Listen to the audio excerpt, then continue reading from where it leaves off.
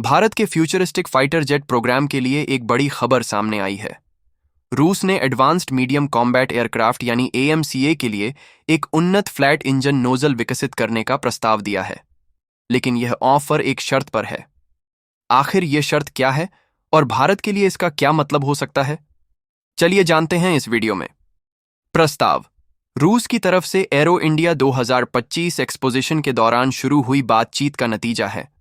रूस भारत के साथ अपने रक्षा संबंधों को और मजबूत करना चाहता है और AMCA को और भी उन्नत स्टील्थ टेक्नोलॉजी से लैस करने का वादा कर रहा है।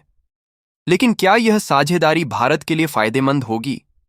रूस का कहना है कि अगर भारत AMCA के लिए उनका नया ISDLE 177S इंजन चुनता है, तो वे भारत के साथ मिलकर एक फ्लैट इंजन नोजल भी विकसित करने के लिए तैयार हैं। यह इंजन Su-57 फाइटर के AL-51 इंजन की टेक्नोलॉजी पर आधारित है और भारत के लिए एक पावरफुल विकल्प बन सकता है। इसकी अधिकतम थ्रस्ट क्षमता 1/4 किलो न्यूटन तक बताई जा रही है, जो AMCA मार्क II के लिए जरूरी क्षमता से अधिक है। भारत का AMCA एक 5th जनरेशन फाइटर जेट होगा, जो स्टेल्थ टेक्नोलॉजी, सुपर क्रूज क्षमता और एडवांस सेंसर सिस्टम से लैस होगा। अब इंजन की बात करें तो मार्क I वेरिएंट के लिए जनरल इलेक्ट्रिक का F414 इंजन प्लान किया गया है, जो 98 किलो न्यूटन का थ्रस्ट देता है। लेकिन मार्क II वेरिएंट के लिए IAF को और पावरफुल इंजन की जरूरत है, जो 130 किलो न्यूटन तक का थ्रस्ट दे सके। रूस का कहना है कि ISDLE 177S engine 142 kilo Newton तक का थ्रस्ट जनरेट कर सकता है और स्टील्थ क्षमताओं को भी बढ़ाएगा। यह इंजन 60,000 आवर्स तक का जीवन काल दे सकता है, जो Su-30 MKI के AL-31FP इंजन से 3 गुना ज्यादा है। लेकिन एक बड़ी चुनौती यह है कि यह इंजन अभी तक व्यापक रूप से टेस्ट नहीं किया गया है। क्या भारत एक अनअप्रूव्ड टेक्नोलॉजी पर भरोसा करेगा? साथ ही इस इंजन का वजन और आकार GEF-414 इंजन से अधिक है, जिससे AMCA के डिजाइन में बदलाव की जरूरत होगी। एक और महत्वपूर्ण पहलू है फ्लैट नोजल। फ्लैट या 2D नोजल्स फाइटर जेट की स्टील्थ क्षमता को बढ़ाने के लिए डिजाइन किए जाते हैं, जिसमें रडार और इंफ्रारेड डिटेक्टिबिलिटी कम होती है।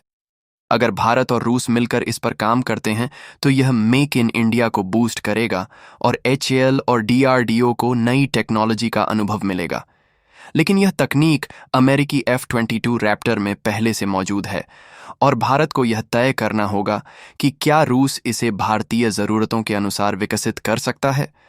लेकिन हर ऑफर के साथ कुछ चुनौतियां भी होती हैं। रूस के इंजन अभी तक व्यापक रूप से टेस्ट नहीं किए गए हैं और यूक्रेन युद्ध के कारण रूस की रक्षा इंडस्ट्री पर प्रतिबंधों का असर हो सकता है।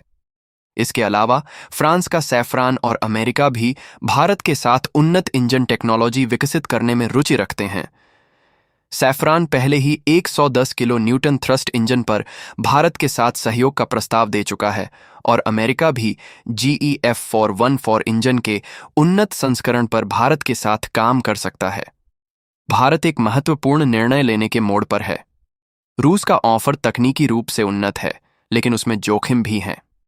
अगर यह डील होती है, तो भारत के AMCA की स्टील्थ क्षमताएं काफी हद तक बढ़ सकती हैं, जो चीन के J-20 और J-36 फाइटर्स के खिलाफ एक बड़ा लाभ हो सकता है। क्या भारत को यह प्रस्ताव स्वीकार करना चाहिए? अपनी राय हमें कमेंट्स में जरूर बताएं।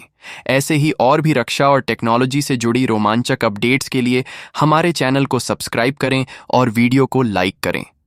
मिलते हैं अगले एपिसोड में एक नए विषय के साथ।